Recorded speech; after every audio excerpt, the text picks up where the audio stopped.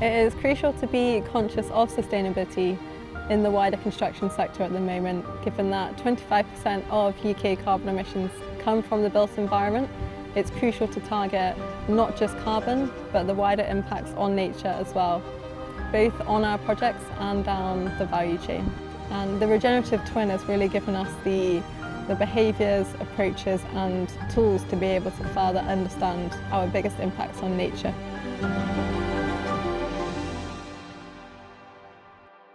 Over the past 4 years at Sindall, we've been developing our 4-year programme of R&D titled the Sustainability Twins. And this is an industry-leading theoretical twinning concept where we remodel an existing school which we've already delivered. This challenges traditional procurement because we put other drivers at the forefront of design, such as carbon or nature, instead of capital expenditure. We work collaboratively with others in the industry, such as architects, structural engineers, M&E consultants and the supply chain as well. And this tackles the biodiversity and climate crises by helping us to aid our clients to deliver low-carbon, nature-rich assets. Nottinghamshire County Council, like many other authorities, declared a climate emergency back in 2021. However, before that, there were already a whole range of corporate policies, targets and ambitions that they'd identified, covering a whole range of different aspects related to environmental sustainability. The school behind us, Ravensdale SEN School, is a new facility. It's providing 160 places for children, so autism, and SEMH, social, emotional and mental health issues. There have been quite a few challenges and constraints through the SCAPE framework, which allows an early engagement with Sindall. We've been able to have those conversations at an earlier stage than might have otherwise been possible.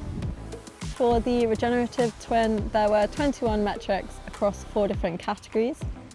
These were climate change mitigation, economic viability, social value and biodiversity. To calculate and measure some of these, we used Carbonica, which is our in-house whole life carbon assessment tool.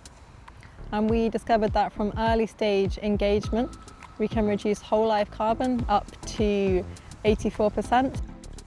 We've been able to work with Sindall using their Carbonica tool for a lot of calculation of this data. As part of my role as a carbon and nature champion alongside my main role, it means that I'm trying to push more sustainable solutions, whether that be materials or working methodologies, whilst bringing a project through pre-construction, looking to sort of share best practice between different projects in our area. And by kind of having that role alongside my day-to-day role, it means I'm much more embedded to the project teams rather than sitting sort of in a separate discipline. And I think it works quite well so far. If we are to achieve our commercial and domestic UK targets, then we must ensure that portfolios are built in a sustainable way. The approach adopted in the Regenerative Twin helps us to tackle the biodiversity and the climate change crises. The Regenerative Twin has given us an approach, the behaviours and the techniques to understand our biggest impacts on nature.